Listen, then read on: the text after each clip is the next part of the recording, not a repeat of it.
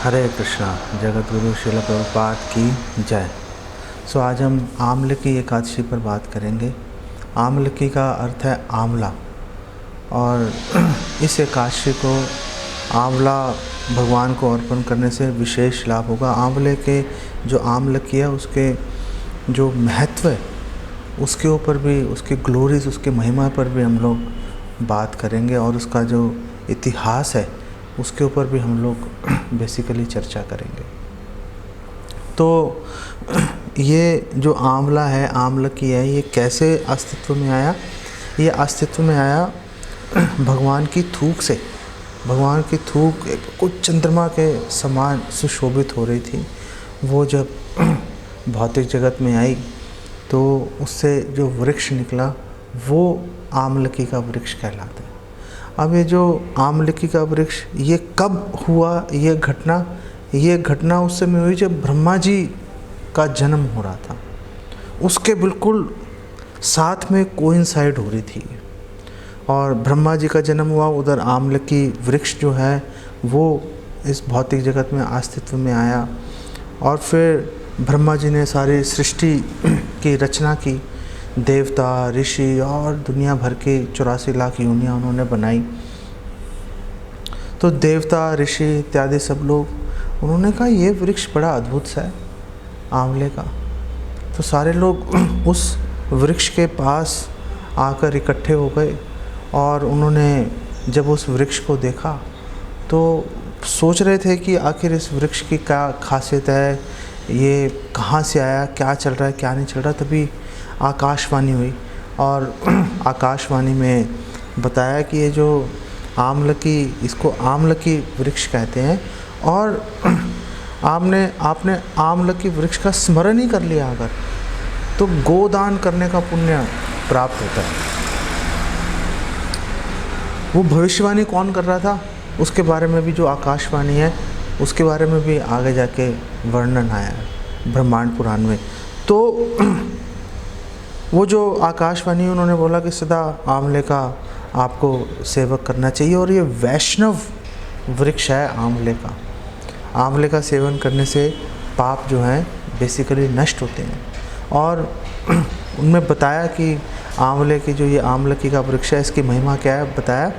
तस्या मूले स्थितो विष्णुस् तद ऊर्ध्वं च पितामह स्कंदे च भगवान रुद्र संस्थित परमेश्वरः।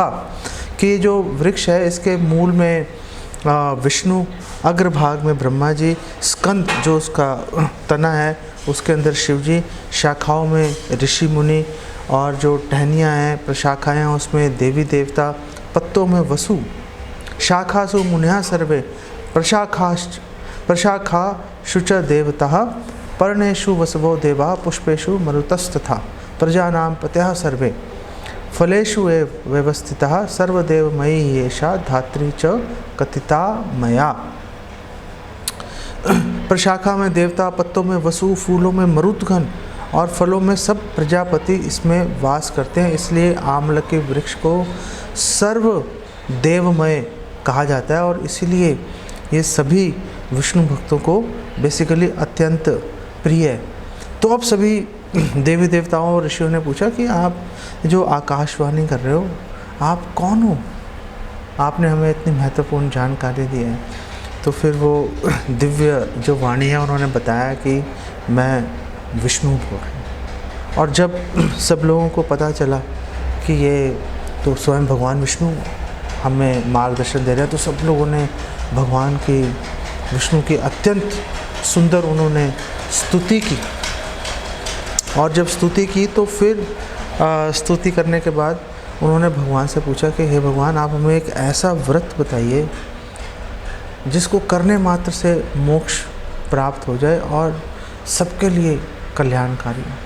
तो उस समय भगवान ने बोला कि आमलकी एकादशी का व्रत का जो पालन करेगा उसको 1000 गौएं दान करने का भी फल मिलेगा, और मोक्ष भी प्राप्त हो जाएगा, सुख संपत्ति भी उसको सारी प्राप्त होगी, आराम से निर्विघ्न अपना जीवन व्यतीत करेगा। ये सारी बातें बेसिकली ब्रह्मांड पुराण में बताई गई हैं। युधिष्ठिर महाराज ने भगवान कृष्ण से पूछा, और भगवान कृष्ण ने एक वार्तालाप हुई थी राजा मांधाता और वशिष्ठ ऋषि के बीच में, उसको उन्होंने उद्धृत किया। तो मांधाता कौन है? मांधाता का वर्णन भागवतम में आता है। जो मांधाता राजा हैं वो युवनाश्व नामक राजा के पुत्र है। युवनाश्व जो है उसकी 100 पत्नियां थी, लेकिन एक भी संतान जो है उसकी प्राप्त नहीं हो रही थी। तो उसने एक यज्ञ किया और यज्ञ में सारे ऋषि मुनि यज्ञ कर रहे थे इंद्र को प्रसन्न करने के लिए कि इंद्र को प्रसन्न करके इनको पुत्र की प्राप्ति हो जाए।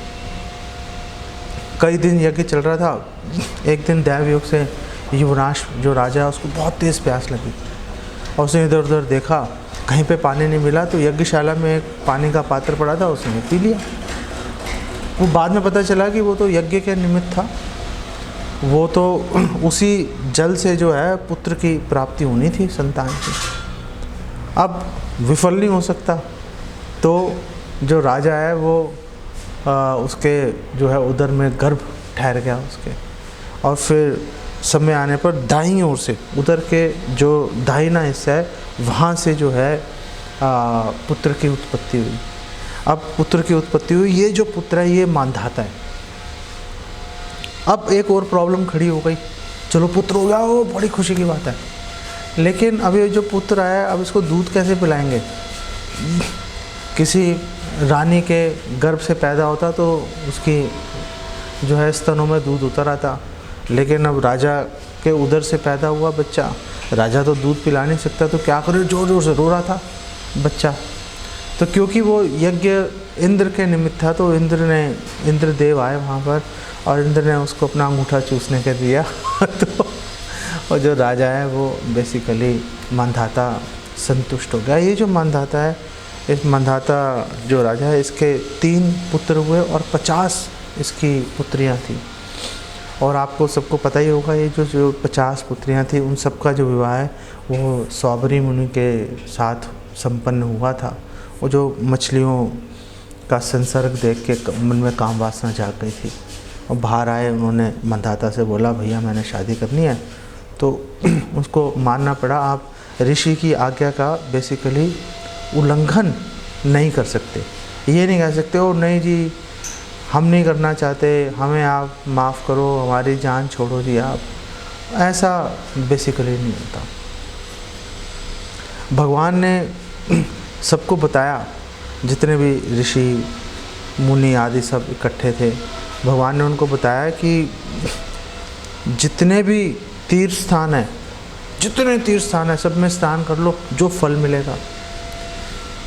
दुनिया भर के विभिन्न प्रकार के दान देने से जो फल प्राप्त होता है उसको इकट्ठा कर लो। वो सारे फल जो है आपको आमलकी एकादशी का पालन करने से प्राप्त हो जाएगा। दुनिया भर के यज्ञ कर लो, जो उन यज्ञों से आपको पुण्य प्राप्त होगा वो आपको केवल आमलकी एकादशी व्रत का पालन करने से प्राप्त हो जाएगा। क्या करना है? अन्न से परहेज़ करो, अन्न मत खाओ, दूध दही इत्यादि सामक ये सब चीज़ें आप ग्रहण कर सकते हो, फल ग्रहण कर सकते हो। और भगवान को आज के दिन विशेष रूप से आमला जो फल है भगवान को वो अर्पित करना चाहिए, भगवान की संतुष्टि के लिए।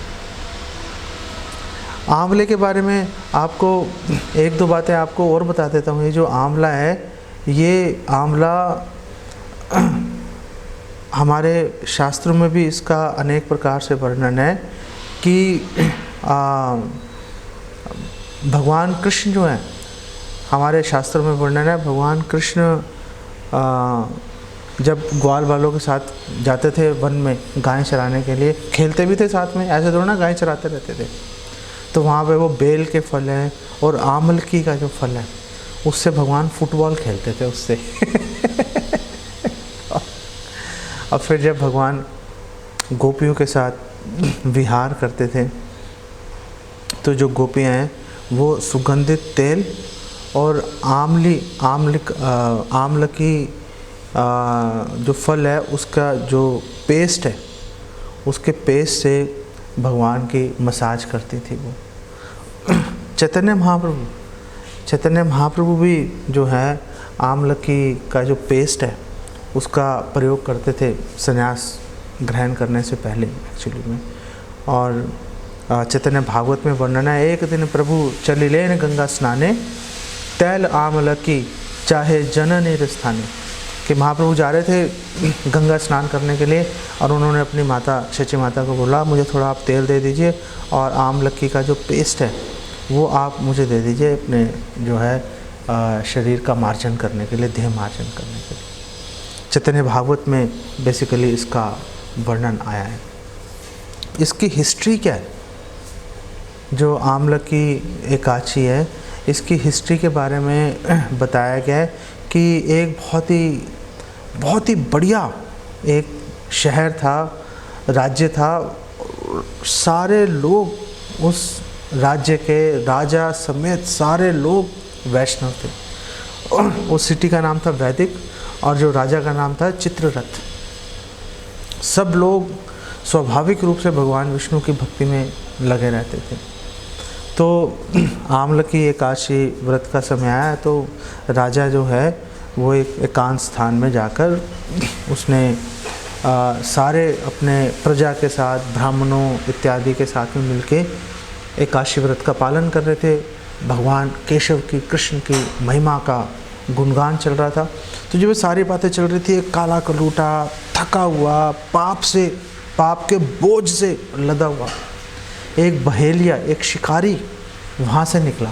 उसने कहा ये क्या हो रहा है? पूरा जीवन पाप से भरा हुआ, उसका अपने परिवार का पालन ही बेसिकली जानवरों को मार के हत्या करके हिंसा करके कर रहा था। तो उसने देखा ये क्या चीज़ हो रही है, चलो देखता हूँ। जाके कोने में दूर होके बैठ गया और वहाँ पे सब एकादशी व्रत का पालन कर रहे थे, कीर्तन हो रहा था, भगवान की महिमा का गुणगान चल रहा था। और ऐसे करते करते पूरी रात सब चलती रही ये चीज़। तो ये जो शिकारी है इसने भी पूरी रात जागता रहा, कौतूहल से देखता रहा, किया कुछ नहीं। तो जाग के देखता रहा भैया हो क्या रहा है। सुबह हुई, सारे लोग अपने अपने घर चले गए व्रत का पालन करने के लिए। ये भी उठ के अपने घर आया, इसने अपना भोजन किया, अपना जीवन चलता रहा। समय आने पर इसकी जो है मृत्यु हो गई। और जब ये मरा तो मरने पर नरक लोक नहीं गया, मरने पर ये एक बहुत ही प्रतापी राजा विदुरथ है, उसके संतान के रूप में, पुत्र के रूप में इसने जन्म लिया और इसका नाम था वसुरथ। बहुत ही पराक्रमी। उसके आसपास, राज्य के आसपास कई भील वगैरह जो ट्राइबल्स थे वो लोग रह रहे थे, परेशान कर रहे थे लोगों को। आक्रमण किया, मार मूर के भगा दिया उनको। सैकड़ों हज़ारों लोग मारे गए भील उसके अंदर। एक दिन राजा शिकार के लिए गया, सैनिकों से भी बिछड़ गया, रास्ता भी भूल गया। रास्ता भूल कर चल रहा है, थक गया, कुछ समझ नहीं आ रही कहाँ जाना है। एक पेड़ के नीचे नींद आ गई उसको, अपने बाजू को सराहना बना के वहीं पर लेट गया, सो गया गहरी नींद में। और सारे भील इकट्ठे हो गए वहाँ पे, अपने हथियार लेके। उन्होंने बोला सही मौका है इसको मारने का। उन्होंने पूरी ताकत से उस पर हथियार चलाए, कुछ असर नहीं हुआ हथियारों का। क्या करें, अभी सोच ही रहे थे। एकदम जो राजा है वसुरथ, उसके शरीर में से एकदम बहुत एक दिव्य सुंदर स्त्री निकली। एकदम आँखें क्रोध से लाल हो रही थी और उनके जो हस्त हैं वो विभिन्न शस्त्रों से सुसज्जित थे। देखते देखते सबको मार के गिरा दिया उन्होंने और अंतर्धान हो गई। ये उठा राजा वसुरथ, इसने देखा आसपास वो सारे भील मरे पड़े हैं। तो उसने सोचा कि आखिर मेरी सहायता किसने की है, मेरे प्राणों की रक्षा किसने की है। तो आकाशवाणी हुई कि भगवान केशव के अलावा तुम्हारे प्राणों की रक्षा और कौन कर सकता है।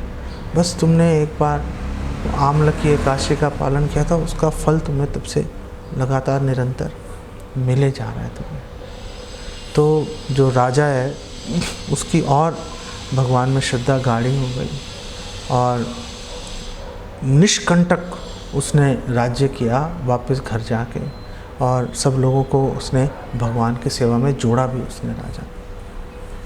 यहाँ पर एक बात जो है वो बड़ी महत्वपूर्ण है। ये समझना कि जब बात की जाती है कि 1000 गायों के दान करने का फल मिलेगा, मोक्ष मिलेगा, ये मिलेगा, वो मिलेगा, ये सारी चीज़ें एक बेसिकली लॉलीपॉप की तरह है। एक शरारती जिद्दी बच्चे को कहना नहीं मान रहा, उसको बस आकर्षित करने के लिए वो लॉलीपॉप खिलाने वाली बात है।